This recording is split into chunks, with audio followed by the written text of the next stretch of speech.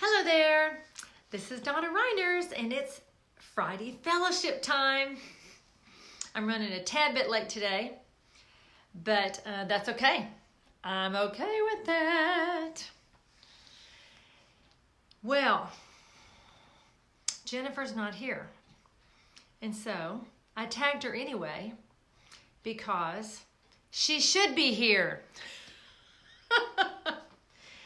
And honestly, I'm hoping I'll be able to bring her on if technology allows for it, but she is in the Austin area taking care of some business. And so I miss her today. Hello, Lauren.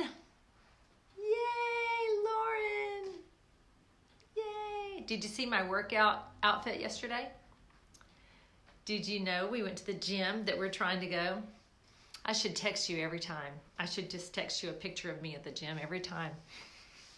I miss your texts, by the way. I love it when you send those to me. It just motivates me. Anyhow, today on Friday Fellowship, I usually say I am going to talk about self-hatred. And it's not going to be an in-depth study on self-hatred. I am going to share some things from my personal life, my personal world, the world I came out of, and then just share some more practical things. I even printed it out. Hello, organized. Woo! What causes self-hate? And actually, I refer to self-hatred as self-harm, because whether you are physically doing something to yourself or not doesn't matter. Self-harm on the inside is what causes, or self-hatred on the inside is what causes self-harm on the outside. And doesn't matter how it manifests, it's just not good, right? So what does it look like? How you can start breaking its power, and how to set your mind to change. So that's what I'm going to do today. And if you come on and want to share this with a friend, awesome.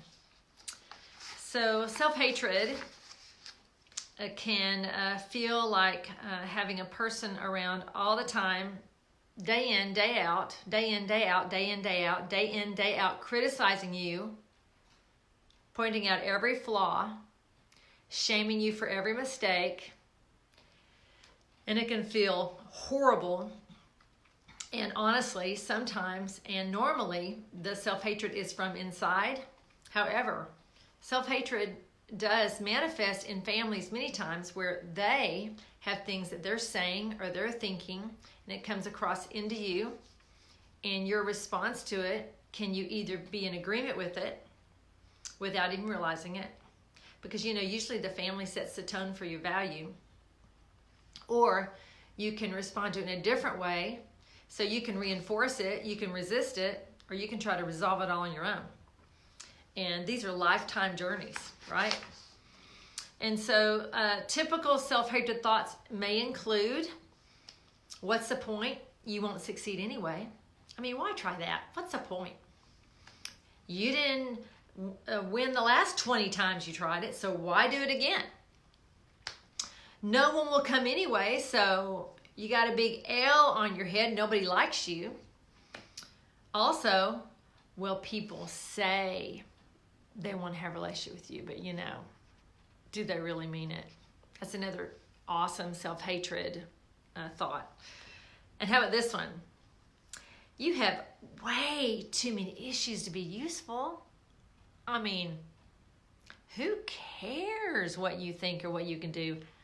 Nobody else cares, so why should you care? That's a great self-hatred thought. And this is my favorite. Why can't you just be like everybody else? Why can't you just fit in? Yeah, that was my inner complaint about me. Why can't you just fit in, Donna? Why do you have to think so different? Why do you have to see things so different? Why are you the only one who brings up this or that? And I always felt like a mutant. So you criticize yourself all the time. That's a sign of self-hatred. Listen, and don't go, oh no, I hate myself. Don't do that. These are just thoughts. These are things to consider. Sometimes healing is a lifelong journey, many, many times. And so don't take on the first part and then hang up and then miss the other 3 parts that are part of the whole healing process. Can you please commit to doing that? If you're coming on, you know, I'm just asking you not to just bail if you think, oh no, I hate myself. Don't do that, okay? Don't do that. Okay, so criticism in your mind all the time is a sign of self-hatred. How about things like this? You're so stupid. What a dummy. What a dummy. Why did you do it that way? Or, what were you thinking? Oh my God. Things like that, that response, that internal response of, oh no, oh no, oh no. It's from the inside working out. The inside working out. But let me tell you something, you can learn to love you, and you can understand why you have not loved you, and you can be free from not loving you, and you can be free to love you, okay? To love you. And so this is just a little synopsis, a little snippet into the world of self-hatred to move into the world of loving yourself. First of all, hating you develops over time. Mine literally started in the womb. I really probably should talk about the womb later. You know, I hear many people say, well, you know, as soon as you're born, this, that, and the other. But that's really not true. We are alive inside the womb.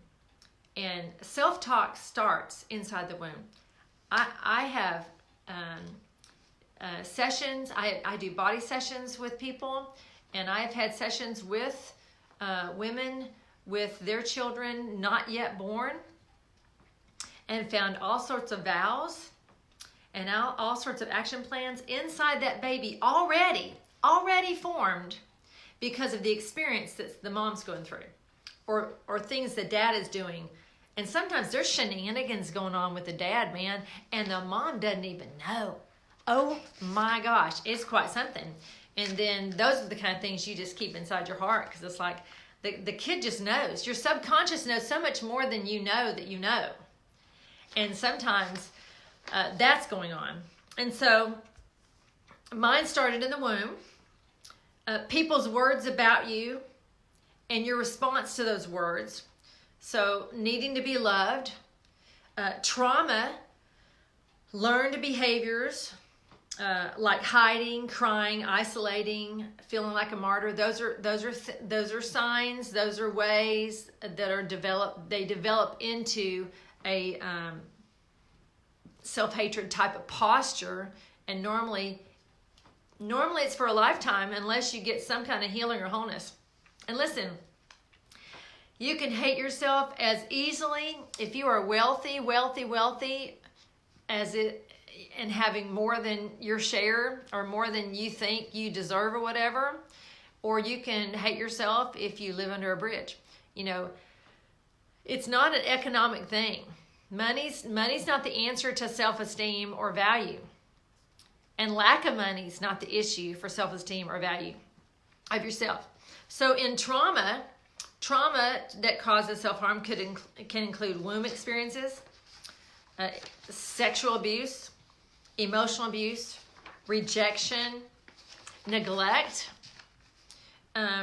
They can also be moments in time where all of a sudden the atmosphere is established and you're like, whoa, they don't like me.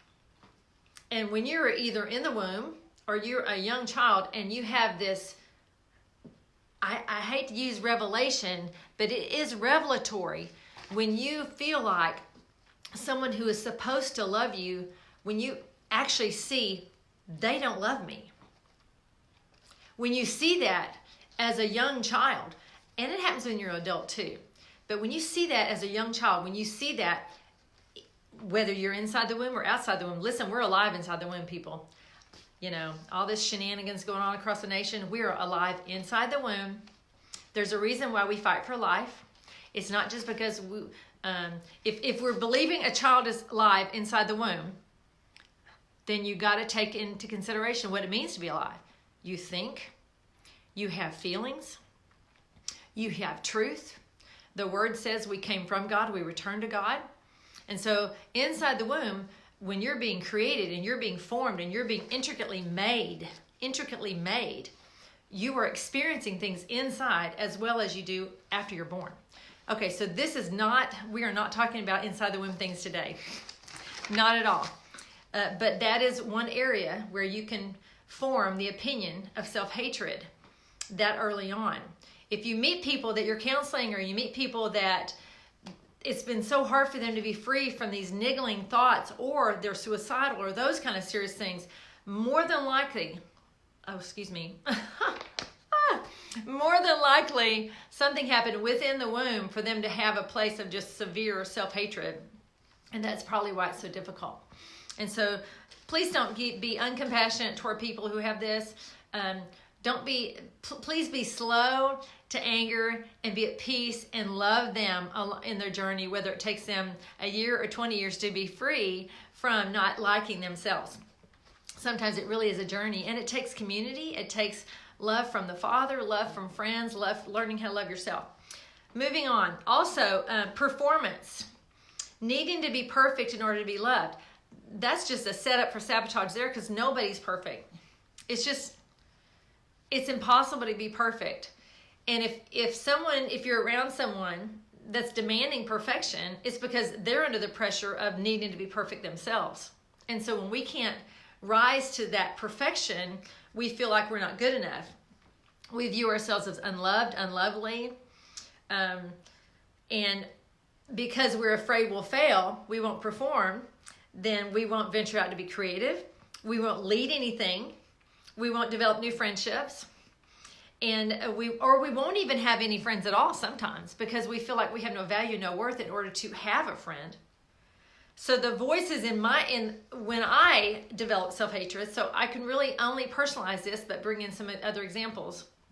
The voices in my head from the womb and as a young child is where my mind started.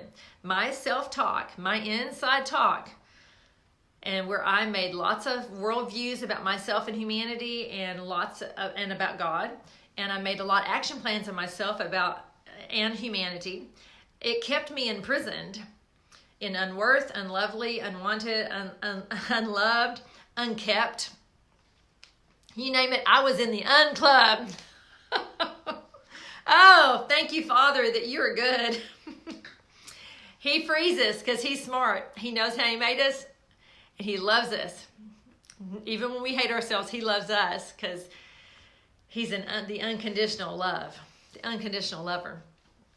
So also, I just want to say, if you're in a place where you have severe self-hatred and you know it, but you can't tell anybody, look, you can be the richest person or the poorest person. You can be a CEO, or you could be, I have clients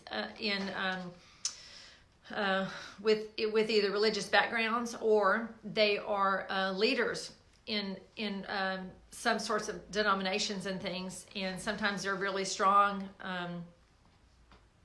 leaders that are open for the public to know them, and they're imprisoned in some form of condemnation and self-hatred, and they want to be free because they know it's not the truth, right? But sometimes things are trapped within them, and that they need that dislodged so they can see the truth.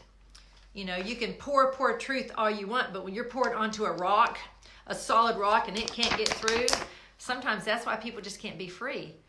It's not that they don't want to be free. It's not that they're stupid. They just can't see it and can't receive it. So don't give up on people, and don't give up on you. If your trauma is behind your self-hatred, consider getting professional help, whether a therapist, a minister, a spiritual counselor, professional support of some sort. There are some Christian protocol. There is a Christian protocol that actually can pull trauma out of your body, because it forms inside organ points, and I've seen be tremendously helpful with people that are trapped in things, PTSD, self-hatred, things of that nature. It's been a tremendous help, because then you take the memory of it out of the body, and it's not just the spirit, and it's not just the soul. So that's also helpful, but there are many ways to be helped. That is one strong way. Also, setting false expectations takes place when you think you must be perfect to be loved. You set yourself up to fail so that no one will love you. So that you're in isolation, so that nobody will love you, because you know nobody's going to love you before you can step out of the gate, so you don't step out of the gate. Or you step out of the gate, but you do so in such a manner that nobody's going to want anything to do with you anyway. Also, I remember a quote of someone I dearly love, and she used to say all the time, I don't play well with others. I just don't play well with others. Well, that was code for I hate myself, and I don't think anybody else will love me. That's all that was. That's all that was. Code word for nobody's going to love me, and I don't want to be rejected. That's all that was. And of course, that the real truth was that person was called into a strong community leader, loving people, and being out in the open regarding who she is. And that's who she is today. She worked through all that. Thank God. It's awesome. Also, trying to please others. Trying to please others is a way for you to turn into a place of not liking yourself. You want to make others happy. So I know I was personally stuck in this for years. I wanted the one person in my family to love me, but that person refused. And because she hated herself, she also only gave me hate, because it's all she knew. It wasn't personal. It wasn't about me. See, we take everything about ourselves when we're little. Of course we do. Hello. But the truth is if someone is giving you something that is unkind toward you, it's because that's their baggage that they feel about themselves as well. So it really isn't even about you. Whether you're at an employer situation, whether you are in a church situation, whether you're in a family dynamic, you're in a social setting, it doesn't matter. If someone is unkind to you, it's because that's how they feel about themselves. There is something within them that's triggered by you, and it doesn't mean that you're bad. It doesn't mean they're bad, but there's something within that just, it's like this thing's going on. Tug of war goes on. A tug of war goes on, and it's in a place where you can't see it. All you know is, man, there's something bad going on here. And then you take it personal because you don't like yourself already anyway. And so, but it wasn't personal. I really felt that if she loved me, then I would be lovable. I was trapped in the need for that person to love me. I did not understand how much I valued that person's opinion. I valued that person's opinion more than I valued God's opinion of me, because she's the one person I really wanted to love me when I was little, and had a lot of oaths and vows wrapped around that. I disappointed her time and time again, and I disappointed me time and time again, because I was unable to meet her expectations so that she would love me. And so what happened when I was young, I decided, well, if she couldn't love me, well, God can't love me either, because God, she's just a person. How can God love me? I already failed her. So I had no value, no worth, no love. So I knew the bottom line was something must be wrong with me, and I'm unlovely and I'm unloved, so I might as well hate myself. Also, having a perfectionist mindset. I protected myself by remaining in shame and imprisoning myself in my own loneliness by feeling forsaken and feeling unloved. This is protection. I allowed myself no room to be human, but in this private prison, I disconnected with humanity. And I refused friendship. I was afraid I would not be loved, so I sabotaged every step of the way. And I did not risk having a friend. And you know why I did not risk having a friend is because friends die, and then I would just be alone. So why do it in the first place? Social comparison. I saw other families who seemed to love one another, and it was painful. But because of how I was responding, it reinforced my own devaluation of myself. It reinforced my devalue of me. Also, just a second, I wrote this down on purpose so I wouldn't go on a tangent. So that was what causes a self-hatred. Now, I want to tell you what does it look like? What does self-harm look like? What does self-hatred look like? Again, to me, self-hatred and self-harm are synonymous. And so hating myself caused paralysis in my decision making. I wasn't willing to step out and take chances. I wasn't willing to connect with others, and I could not achieve any goals. So relating to myself, first of all, was very difficult. I hated myself so much. My self-esteem was little to nothing. I continually put myself down, and I could not see the good in me for anything. I only saw the bad. So what did this look like? What this looked like was this. No matter what situation I was in, no matter who I was with, no matter what happened, I had predetermined that no matter what it would be my fault. So what that did was it invited accusation toward me. It invited it toward me because I would always assume that it was me.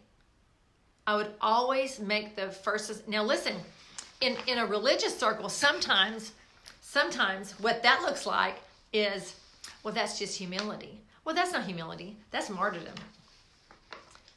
That's not humility. Not at all.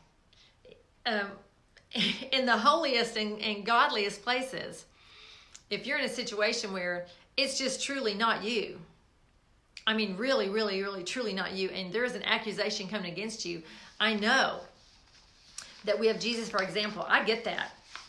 I love Jesus. You know I'm a thumper, man. I'm a Bible thumper from way on back. However, there's a place in there where if you partner with that accusation, and you shake hands with someone accusing you, and you know that what they are saying to you is not true, but the inside of you receives it as truth. Listen, I'm not saying, well, okay, that's fine. I'm saying on the inside, you receive that as truth. You receive, I have to receive this accusation because I'm bad. If bad is your denominator for taking that on, then that's not a place of truth, and that's not the life and the love of God inside of you. That definitely is the place of self-harm and self-hatred. That's another way to recognize what it looks like. What it looks like in you, what it might look like in someone else. Also, working with others was very difficult. Difficult to connect with other people.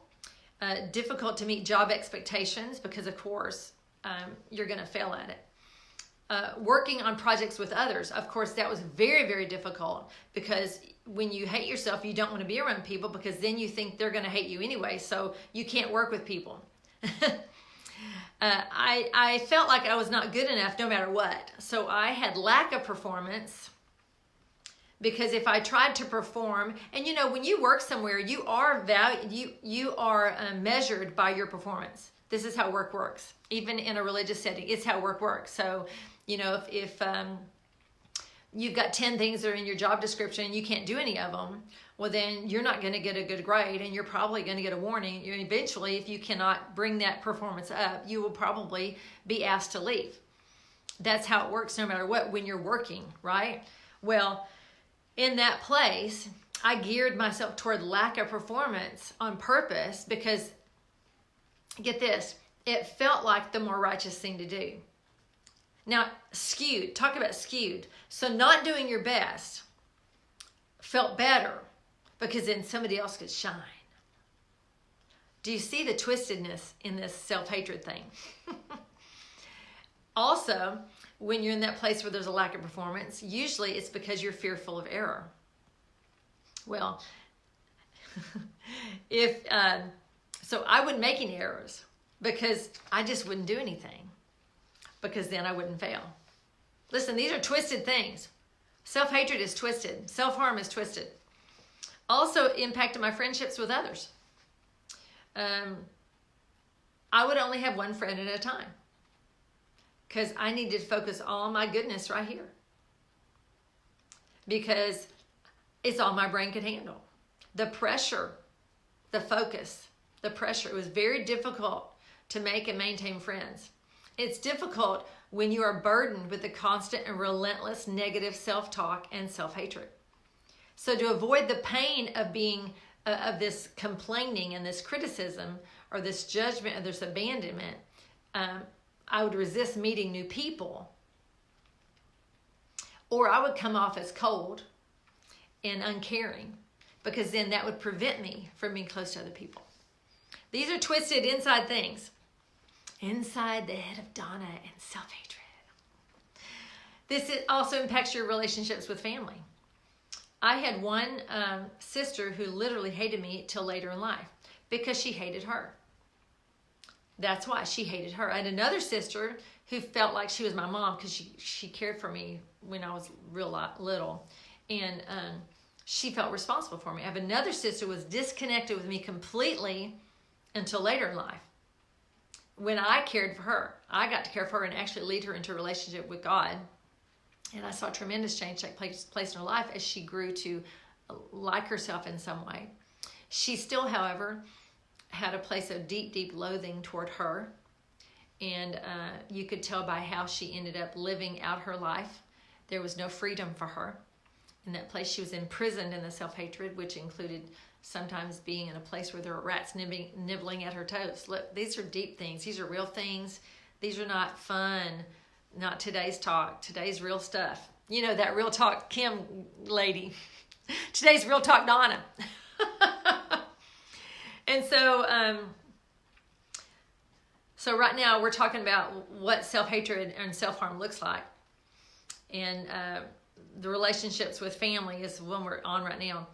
Now listen, I wanted relationships, but I did not feel good enough in any of those scenarios till later in life. So it was stressful, it was painful, and it always ended up in arguments and accusations. Always. Until we experienced as a family forgiveness of ourselves and forgiveness of the past. And now we don't have these issues. We love one another. It's quite something when you actually experience the love of God and then begin to apply the love of God in a way that's real so that you can move forward in relationships with people that you want to have relationships with. Instead of saying, no way, no way, no way. Also, another sign of self-hatred and self-harm for me was in my romantic relationships. I allowed myself to be used for the need of love. If I gave them what they wanted, then they would love me, was my mindset. So I allowed abuse and I allowed my lack of value to invite painful relationships. So I either had no relationships or I invited abuse and painful relationships just to see if they would love me, but they wouldn't love me because I didn't love me. When you don't love you, nobody's going to love you.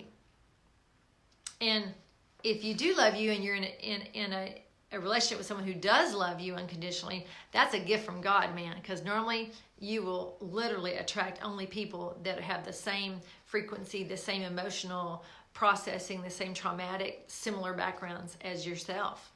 So the more healed we can be, the more in our union we can be here, then the better our relationships are here, so that we can be on the outside looking in and see someone else's heart and then come alongside them and love them and help them, right?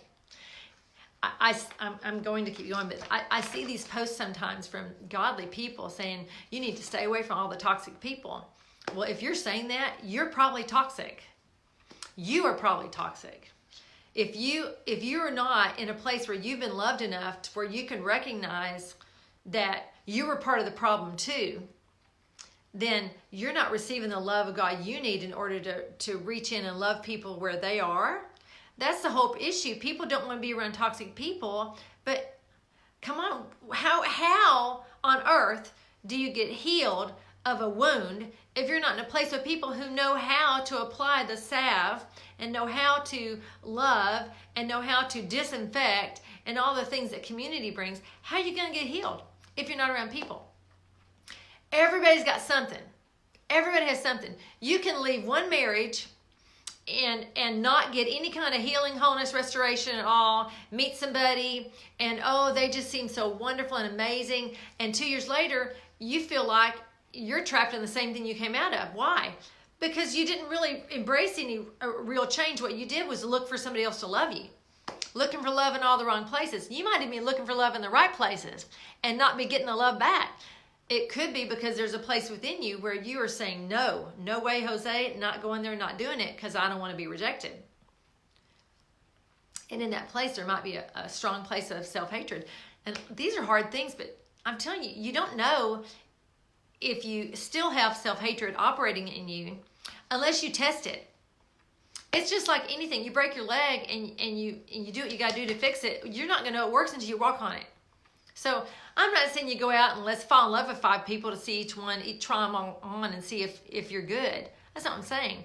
But in community, you can pretty much gauge when you're around a situation whether or not you're healed of something deep or not. Or otherwise, you're just going to be attracting people just like you've always been. It's just reality. These are real things. This is real life. Also, it impacted me in a way where I had an inability to set goals. You know, self-hatred and self-harm, I'm telling you, it's devious what it does. So I wouldn't finish what I started. I felt so unworthy. Okay, I would not get my degree. I did eventually get it, but I was on the 12-year plan. So I felt unworthy to get a degree. I went to school for personal training. This is before it was a thing, right? To be a personal trainer. This is really before it was a thing. It was my heartbeat. I loved it. It was amazing. I just knew it was the up and coming industry. But you know, it came right up to my licensing and I said, nope, not doing it. Why? I didn't feel worthy. I trained in massage therapy. You know, I took a lot of hours to become a massage therapist and I was very, very good at it. And there was a presence of God on me as I did it. And it brought healing into people's lives and in their bodies, etc. And but when it came down to that bottom line, man, I tore up my license and said, nope, not getting state certified, not doing it. Why? You know, I had had a dream of some sort and I just felt like God was telling me X, Y, Z. But honestly, what was happening was that I wasn't mature enough to know how to respond to what he was telling me. And he did want me to finish, and he did want me to do it. He just wanted my attitude to be better, and he wanted me to actually follow through on it. Well, I didn't, and so I could not do it professionally after that anymore. So I sabotaged my income that way as well. Also, I wanted to get my master's degree, but I just wouldn't do it because I was afraid, because I didn't think I was worthy.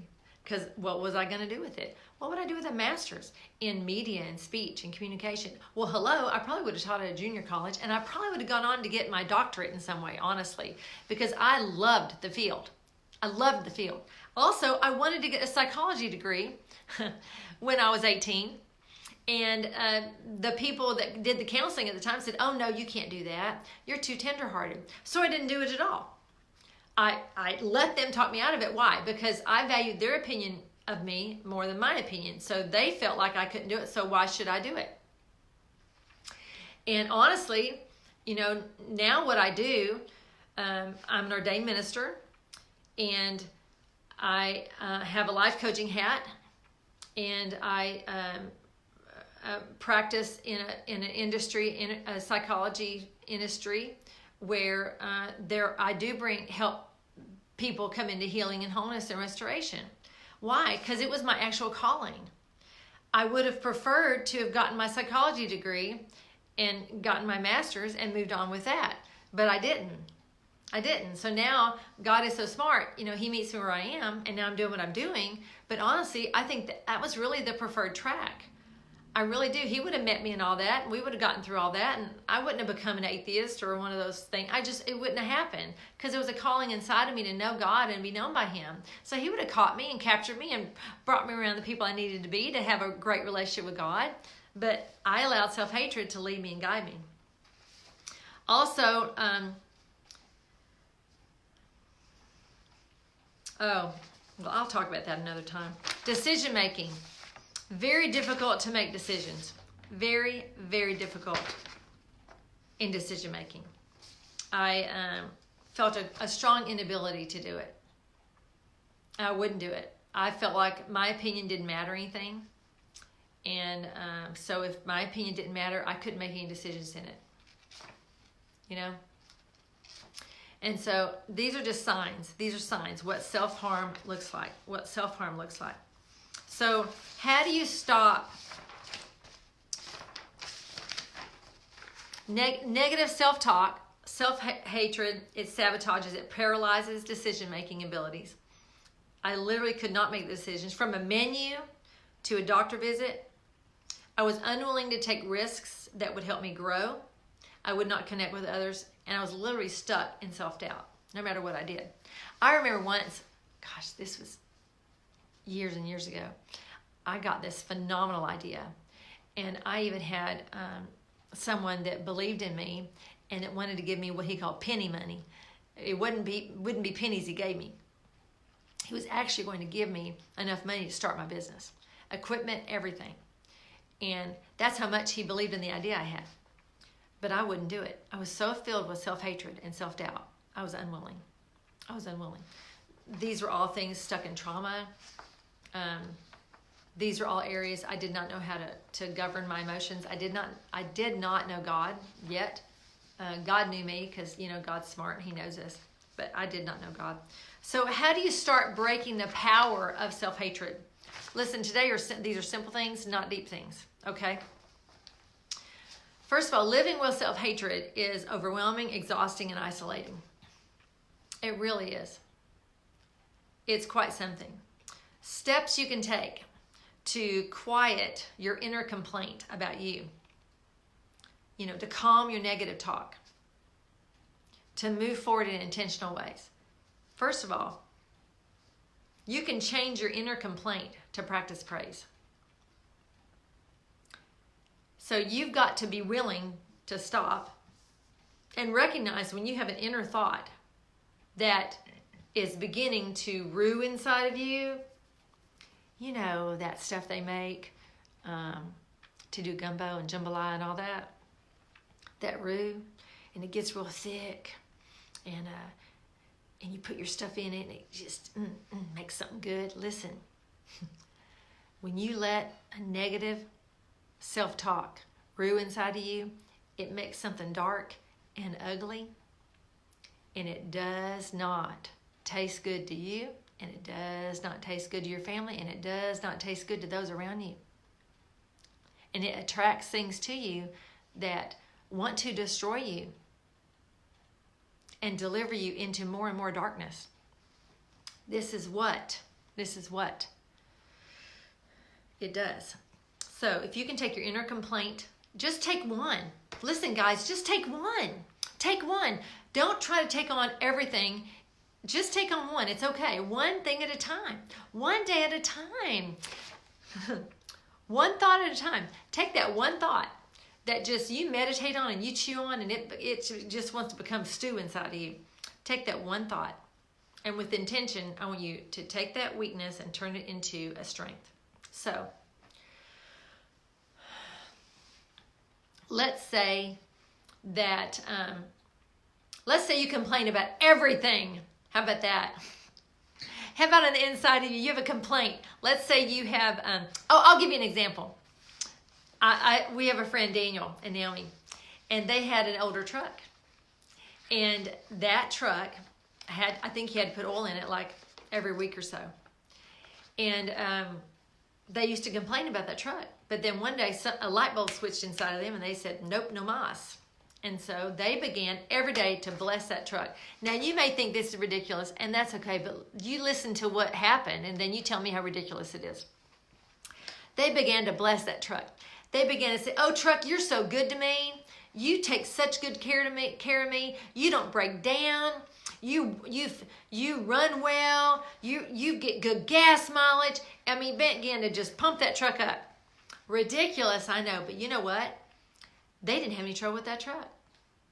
They did have to put the oil in it, but they didn't have any trouble with that truck. Listen, that truck's falling apart, man. It was held apart. It was held together with love, I think, because there's no way that truck could survive, even going down to the mailbox. That thing stayed together. That thing stayed together because they turned their inner complaint and they practiced praise. So what would happen to you if you have an inner complaint about you? Maybe you don't like the way you look. Maybe you don't like what's happening in your inner world. Maybe you don't like the results of something's happening. What if you took that inner complaint and you very intentionally said, no, I'm not complaining about that. I'm going to praise that. So let's say you're in a situation where you're at work and there is someone that is coming against you, someone that's accusing you, someone that ridicules you, someone that talks poorly about you, someone that looks like they're setting you up for something that's negative. On the inside, first of all, notice that you're basically saying, "You idiot, what are you doing? Why are you accusing me?" And you begin to possibly say things inside of you that are matching the things that person's saying about you. You may not even realize it, but that's what your complaint does. You come into agreement without you realizing it with the negativity that other person has. So instead of partnering with that complaint that other person has and letting it be an inner complaint inside of you that becomes your own stew to live in, break fellowship with that complaint, man, and do something different. What if you began to praise that person on the inside of you? Oh, I bless that person's strengths. I thank you that accusation is going to turn into affection. I thank you that negative talk is going to be positive. I thank you that we're going to have a strong relationship, and that's why this is such a negative thing right now, because we're meant to have a relationship with each other. What if you turn that complaint, that criticism, into something? And I'm not just talking about positive mumbo jumbo. Really, that's not what I'm doing. I'm saying break fellowship with that inner complaint. Break fellowship with it, man. Don't have a relationship with it anymore. And if you're complaining about you, if you're talking about how you don't like you, I don't like the way I look, I don't like my gray hair, I don't like my teeth, I don't like my eyes, I'll tell you what I don't like about me. I'm just telling you straight up. I don't like my eyebrows. Look at these eyebrows. They got these long hairs. I mean, it's ridiculous. Anyway, I don't like my eyebrows. But I've stopped complaining about my eyebrows. And you may think that's silly if you're a man. But men like to look good too. You just don't have the same issues we've got. So I don't like my eyebrows. So I've decided I'm either going to fix those suckers so I can stop complaining about them. Or I'm going to get somebody to help me so that I make them right. But in the meantime, I've stopped complaining about my eyebrows.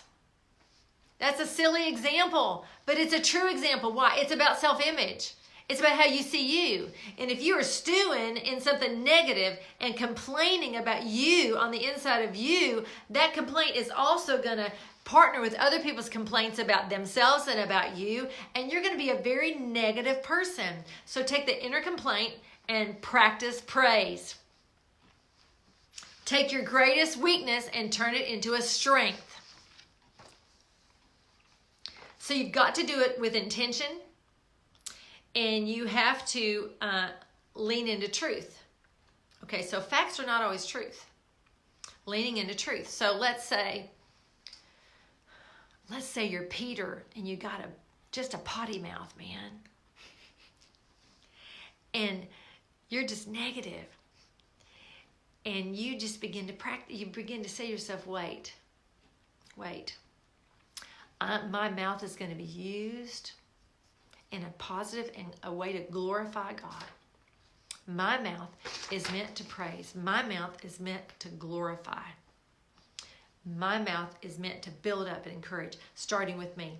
So take those kind of ideas. And is it a fact that your mouth is negative? It might be. But is it truth what you're thinking about you? Now, okay, so just telling you, my eyebrows, I don't like. Complaint. I'm turning into praising, thanking God I have eyebrows. There's some people who don't have eyebrows and they have to have things put on there. Okay, so I'm praising God that I have eyebrows. Okay, that's truth. The truth is I have eyebrows. The fact is they need some help. But the truth is that I'm good. I have eyebrows and I'm happy about it. Listen, you may think that's silly, but it's a very practical advice for what you're doing and where you're headed in life. You can take that about your teeth, about your eyes, about your head, about your body, about something on the inside of you don't like. Take it and turn it into an area where you can shine truth into it. Your take note of your feeling, what is truth and what is fact, and lean into truth first. And then the truth is the person, and truth will direct you in how to handle it. Are you with me? Do I see anybody being with me? Okay, so self-hatred is your opportunity to self-love. Absolutely, it is, Lisa. My mouth is going to be used to praise and glorify God. Listen, I agree with that. I totally agree. We are to praise and glorify God. I agree. And at the same time, on the inside of you, God knows who He is. You know, I'm not saying we don't praise God and glorify God. Of course we praise and glorify God. But let me tell you something. God doesn't have an identity issue. You don't even have to say the name of Jesus. He knows who He is. You know? He has no identity issue. He knows who He is. He knows what He did. We're the ones who don't know who He is. We're the ones who don't know what He did. And we're the ones who don't apply in a practical way the power that He's put inside of us. So it's not about Him. It's not about praising Him. Don't shoot me down, people. It's about coming into agreement with that one inside of us. That one inside of us. Loving ourselves with His love. I get flack about the self-love business. I'm like, well, where do you think love comes from?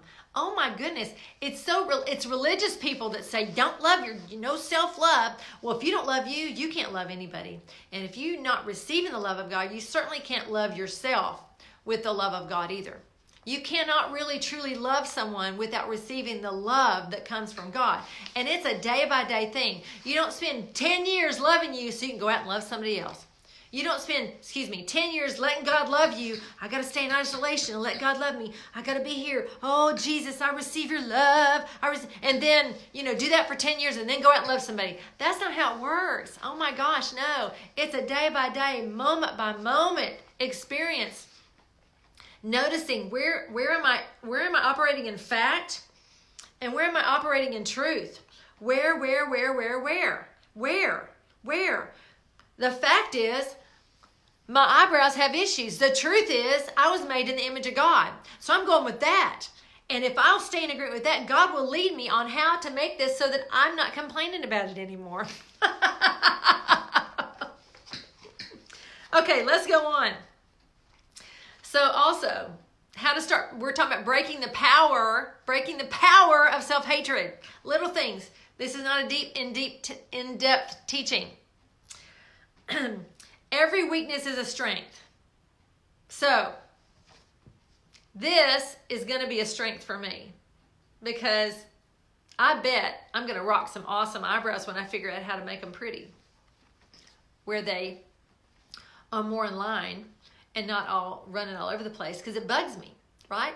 So I don't have to change it to love me, but I'm going to change it because I want to, because I do love me. There's a difference. And so look at your weaknesses. Every weakness usually is your greatest strength. So look at your weakness, your mouth. Okay, my mouth is definitely my greatest weakness. It is. Hands down. I didn't talk till I was 3. Everybody talked for me. And because they talked so much about me, I didn't feel any need to say anything because I didn't want to be shot down. Okay? I didn't want to be shot down. So maybe you're passionate. You're so passionate. Ooh, but you're ranting. Take that rant and turn it into a true passion with a focus, and not just yelling and screaming about whatever it is you want to do or don't want to do or whatever, but turning into something passionate, right? Passionate, that is streamlined, so you have focus and you can be productive with that passion. Lying, maybe you're a liar. Let me tell you something. If you're a liar, you are called to speak the truth.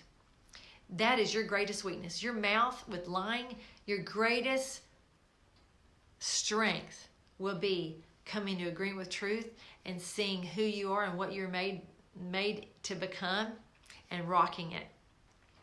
Lying, then you're a truth giver. You're a truth giver. Maybe you're in the area of helps and you're helping everybody. You are a helper, helper, helper, helper, helper. And on the inside, you need some help. If you're helping just to be helped, you're probably not going to get much help back, because people will use you until the day is long, man. So stop. Take note of where and how you help all the time. And ask yourself, is there some place you need to help yourself in? Is there a place where you need to move into? Are you ignoring you in the area of self-hatred? You're helping everybody else, but you're ignoring your own need. I'm not saying ignore everybody. I'm saying take time for you as well. Are you a justice meter? You have somebody has something that goes on. You're like, sue them. You need to sue their butts. That's a justice meter, in case you're wondering. Listen, suing is not always the answer. More than likely, you're called into strong relationships with people, and you have a message of hope and boldness and confidence, and have confrontation, and you can bring that to the table and help mediate things if you're a justice thumper. Also, the third way that you can help start breaking the power of self-hatred is by receiving compliments. Most people who are completely, totally hating themselves can't take compliments.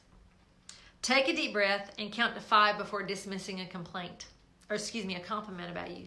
Somebody says, hey, I like your jazzy pants. Don't go, oh, I got them for $5 at Walmart. Don't do that. Take a deep breath. Go, wow, thank you. I appreciate that. And just shut up. Just receive it and shut up. You might even feel like somebody's talking a foreign language with you when you start realizing how much you dismiss people complimenting you. If somebody says something to you, boy, I like the way you dress. And you're like, oh, these things? Man, I put this together. This costs $5 at Walmart. This costs this. And you start devaluing. You're devaluing their compliment for you. And ultimately, it's like, well, why did they even say something if you're just going to knock it down? Don't knock it down. Receive it. Receive it. Receive it. Learn how to say thank you. Thank you so much. That's very kind of you. Do not sabotage their compliment or positive remark because you devalue them. You're being short-sighted where you can't even see what they're saying about you. Just because you don't see it doesn't mean other people don't see the goodness. Self-affirmation. Listen, self-affirmation is a good thing. Your subconscious needs to hear some good things when you live in self-hatred, because people who have self-hatred sometimes want to kill themselves. And I'm just telling you, you gotta look at these things and not ignore them. They're not just going to go away. That's not how it works in real time. You can't just replace these thoughts with these thoughts. There are places inside of you that you need to birth something new, not just replace something. You don't just replace a thought. You need to birth a thought. You need to birth a goodness. You need to birth some truth. And that nobody can steal from you, and nobody can take it away. Self-affirmation. Like, I love myself. I like how I dress. I have great manners. I'm strong. I'm kind. I'm discerning. I listen well. Think of some things about you that are positive and say those things. And if you just got to have scripture to help you and beef that up for you, then find scripture on it. Find scripture on it. I'm made in the image of Christ. Therefore, I love myself. I'm a peculiar person, says Peter the apostle. And that's why I don't fit in. I don't fit in because I'm a peculiar person made in the image of God. You can turn everything around so that you can receive affirmation about you in the place where you have a negative self-talk that's always sabotaging you. Also, you need to develop some self-compassion. Gosh, you got to have compassion toward you. It might feel weird at first, but how would you treat somebody else? If you're beating up other people, you'll probably beat yourself up too. But if you're being kind to other people and not being kind to you need to stop. Take a deep breath. And when you have that complaint, stop and give yourself compassion. If you say something to someone that's just really truly negative and critical and ugly, just ugly, or you're thinking something that's just really ugly, take a deep breath. And inside of you say, oh, I give myself compassion in place of this complaint and this criticism, whether it's for you or someone else. I release compassion. I forgive myself for that thought. I'm releasing, I'm revoking that thought, that way of thinking. No, no, no. I'm out. No more complaining. Instead, I will have praise in that place, and I will have inside me compassion. Compassion. Forgiving yourself. You know, when you focus on the past, you're going to have to change your perspective of what happened so many moons ago. You know, you might have been powerless as a kid, but maybe you're an adult now. And if you're still operating from a place of feeling powerless, Charlotte, that's okay. Excuse me, I'm interrupting my own broadcast. If you'll just somehow, some way in the midst of your screen, there's a place where you can be notified when I go live, then you'll see when it pops up and come forward. Anyhow, if you were powerless as a kid, if you were powerless and you're still operating out of being powerless, then in that place, you need to recognize you're still operating from the same place you did as a child. And with great intention, with great purpose, say, no, I'm not a kid anymore. You have to do this on purpose because you're on a cycle, you're on a repeat, you're on a, this is just who I am, and it's not who you are. You are powerful and you're wonderful and you're well able.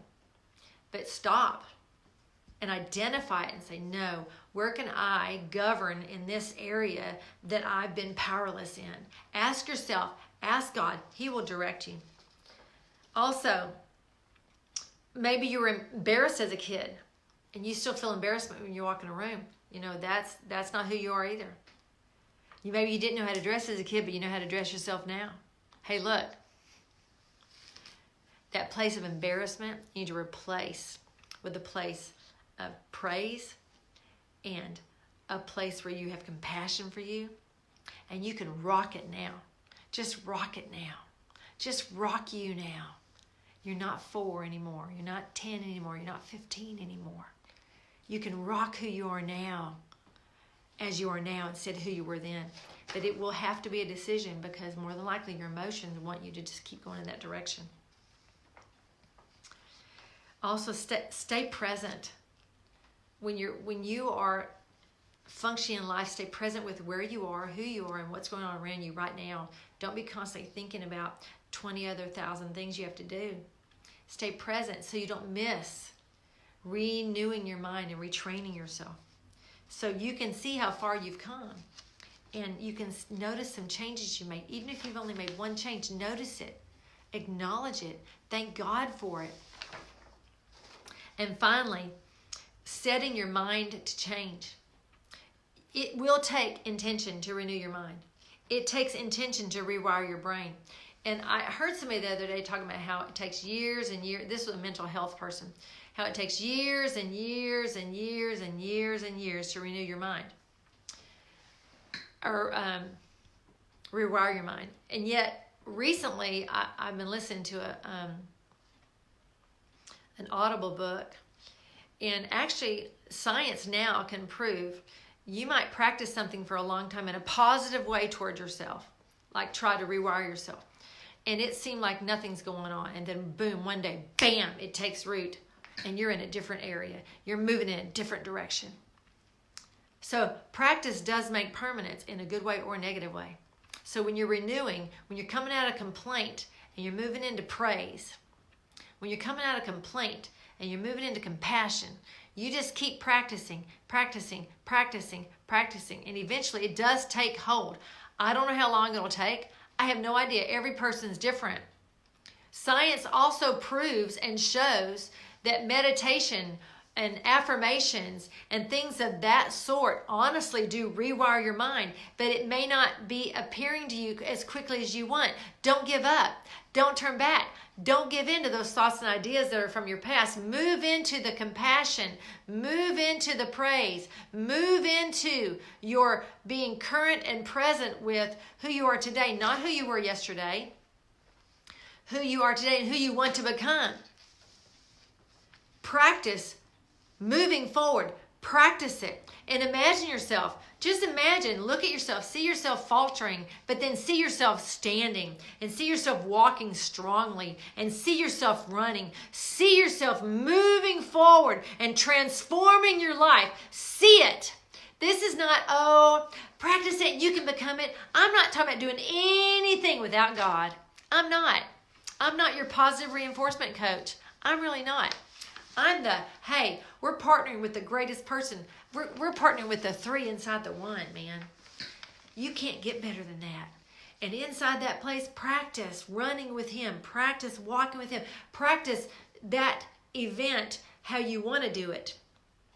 You know, there is this, I don't remember who it was. I'm so sorry.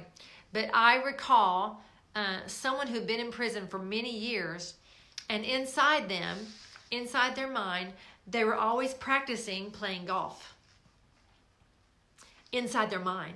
They didn't have anything else to do. They were a prisoner of war. And do you know, when they got out of that prison, and they did eventually get out, they were able to make that hole in one. Why? Because they did it on the inside. When you can't practice on the outside, practice on the inside till you can do it on the outside. And when you practice on the outside and it fails, you just get yourself up again because you saw yourself do it. You can do it. I'm not talking about positive reinforcement. No.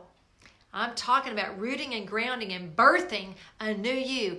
Birthing a brand new you out of the goodness of God that is who you are. It is who you are. It is who you are. It is not a myth. It is a place of rest inside the 3 living inside you, the 1. Okay, so today's teaching, today's training was how to move out of self-hatred. We covered how you got into self-hatred, what self-hatred looked like, how to change it, and how to set your mind to change. Listen, if you enjoyed this, let me know. And we will be doing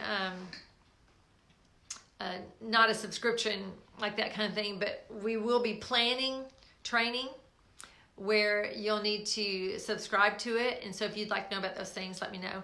And you will eventually get information on it. You can private message me if you like. I do have a private tribe where we have devotionals on a regular basis, and we do training on a regular basis. If you're interested in that, today I'm allowing that. It is an invitation only place. If you'd like to do that, you also can private message me. It's basically a commitment to be a part of things though, and to watch the videos. If you're not able to be present, we do them live. And so if you're able to do that or willing to do that, let me know. And we can work on getting you in there as well and give you the steps for that. Anyway, I bless you today. This is Donna Reiners on Friday Fellowship. There are some things I'm chewing on. There are good things, making some good roux to taste good for some future broadcasts. And so I appreciate you tuning in. If you enjoyed this, share this with a friend, please.